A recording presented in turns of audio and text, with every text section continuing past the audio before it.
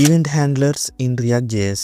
మనం normal Java స్క్రిప్ట్లో చూసుకుంటే మనం ఏదైనా కాంపోనెంట్ కానీ ఆర్ఎల్స్ ఏదైనా బటన్కి మనం ఈవెంట్ ట్రిగర్ చేయాలి అంటే దాన్ని ఫస్ట్ గెట్ ఎలిమెంట్ బై ఐడితో దాని ఐడిని గెట్ చేసుకొని అండ్ ఆన్ క్లిక్ ఆర్ఎల్స్ ఆన్ చేంజ్ ఈవెంట్స్లో మనం ఫంక్షన్ డిఫైన్ చేయాల్సి ఉంటుంది. అదే మనకి రియాక్ట్లో అయితే మనకి సింథటిక్ ఈవెంట్ ర్యాపర్ వస్తుంది అనమాట. అంటే like on click on change అనే అన్ని ఈవెంట్స్ అన్ని ఒక ర్యాపర్లో మనకు వచ్చేస్తాయి. సో వీటిని మనం జస్ట్ కాంపోనెంట్లో just on click on change అని చెప్పి మనం డిఫైన్ చేసి జస్ట్ మన ఫంక్షన్ డిఫైన్ చేస్తే సరిపోతుంది. ఈ ఎగ్జాంపుల్ చూడండి, ఇక్కడ నేను ఆన్ క్లిక్ లో ఒక ఫంక్షన్ ఇచ్చాను అండ్ ఆ ఫంక్షన్ పైన డిఫైన్ చేశాను. ఇప్పుడు ఆ బటన్ ని ఎవరైతే క్లిక్ చేస్తారో అప్పుడు మనకి ఈవెంట్ అనేది ట్రిగర్ అవుతుంది. సో అప్పుడు ఈ ఫంక్షన్ రన్ అవుతుంది. ఈ ఫంక్షన్ లో మనం ఈవెంట్ పారామీటర్ ని యాక్సెప్ట్ చేస్తున్నాం and in that event if I pass to console you can see it is giving synthetic event. ఈ సింథటిక్ ఈవెంట్ లో చాలా ఉంటాయి, బట్ మనం మెయిన్ గా యూస్ చేసేది టార్గెట్ కాంపోనెంట్.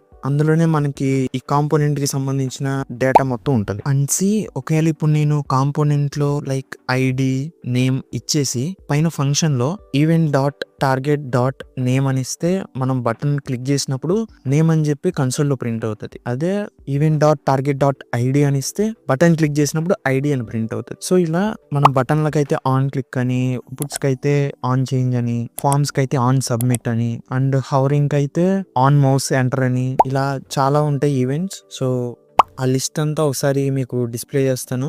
ఈ వీడియోలో చూపించిన విధంగా ఒకసారి ప్రాక్టీస్ చేయండి, ఫుల్ క్లారిటీ వచ్చేస్తుంది. Let's see you in the next one.